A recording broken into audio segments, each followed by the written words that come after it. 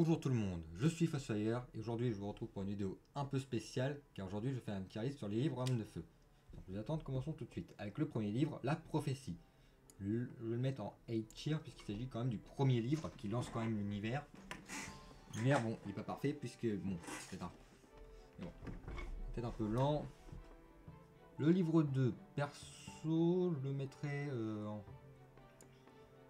A. Attends, je réfléchis.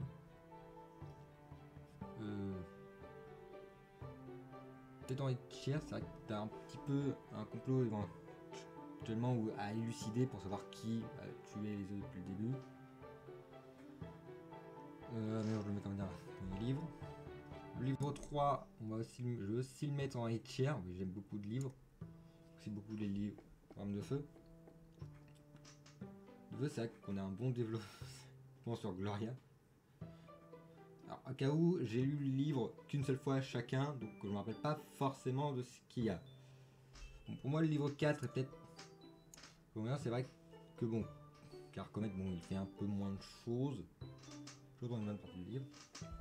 Le livre 5, je trouve que c'est quand même une bonne conclusion au cycle 1. Le livre 6, ça relance quand même l'histoire mieux que le livre 1. Enfin, mieux comme début de cycle que le livre 1, mais en même temps le cycle 1, c'est vrai qu'il fallait quand même pas mal de choses pour lancer. Le livre 7, le seul truc dommage, c'est d'après ce que j'ai entendu, c'est que Winter perd un peu de développement de Winter. J'ai pas force donc je vais le mettre comme un big tier. Le livre 8, tu quittes un peu l'intrigue principale pour avoir une sorte d'intrigue centrée sur Péril. Ce qui... Mais bon, l'intrigue quand même reste relativement importante. Le livre reste quand même bien. Alors, livre 9, je dirais que pour moi, le livre 9, c'est vrai qu'une bonne partie, t'as Triton, il fait quasiment rien qu'observer. Au moins, il fait des choses. C'est vraiment un autre personnage qu'on va voir bientôt.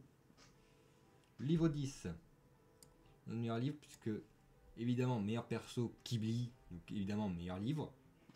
Alors, livre 11, pour moi, le livre 11 est peut-être. Je pense que c'est le livre le moins. Enfin, il reste quand même intéressant, mais le problème, c'est que centré sur. C'est que Blue, le personnage principal du livre, fait quasiment rien durant tout son livre. Le livre 12, je dirais, oublie principalement de se centrer sur les rébellions, sur montrer éventuellement la rébellion des ailes de soie contre les ailes de guêpe. On va peut-être plus haut. Le livre 13, relativement intéressant, puisqu'on découvre la jungle empoisonnée, un petit peu les origines de Pantala. Le livre 14, je dirais, va être au-dessus du tome 8, parce que c'est un peu comme le tome 8, mais cette fois sur Avalanche, mais peut-être mieux parce qu'on a vraiment un développement de personnage. Le livre 15, je dirais que pour une fin de cycle est peut-être un peu décevant, je pense, surtout pour moi sur l'épilogue. Peut-être vachement mieux. Alors la bande dessinée, donc le tome 1 en bande dessinée. Perso, je le mets en S tier. Pourquoi? Parce que ce livre a une place spéciale dans mon cœur, puisqu'il s'agit en fait de tout premier livre que j'ai lu. Même si en soi il n'y a pas forcément les meilleurs dessins, il reste quand même assez bien.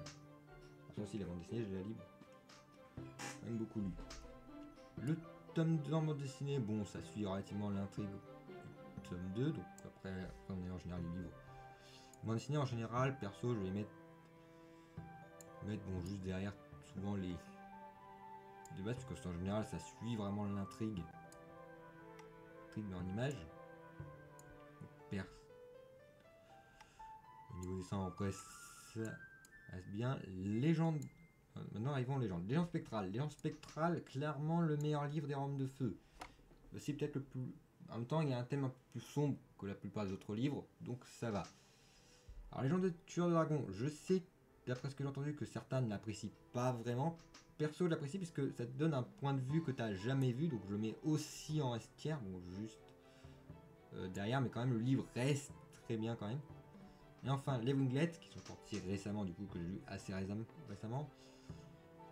Alors, le premier, bon, nous permet de savoir un peu plus sur Mordante. C'est quand même intéressant de voir éventuellement que Mordant tient à Fortel, mais sans plus.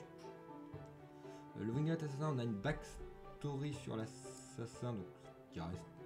Ce qui fait que je pense que c'est le meilleur de tous les winglets. Et là, il faut que je descende un peu, que je commence à plus voir les trucs, enfin les livres. Ensuite, on a le winglet. Attends, c'était déserteur. C'est une. Ce qui est intéressant, c'est que ça suit directement les événements de l'assassin, en plus de donner un peu plus d'éléments sur Sigriff. Ouais. Et enfin, le winglet. Bon, j'ai oublié le nom, je le mettrai peut-être dans le montage. Je crois que c'est Fuyard. Je le mets juste là. Bon. Ouais, voilà ma tier list. Donc, j'espère qu'elle vous a plu. Cette vidéo est faite en attendant les streams qui arriveront normalement la semaine prochaine. C'était Fostfire. Je vous dis à la prochaine.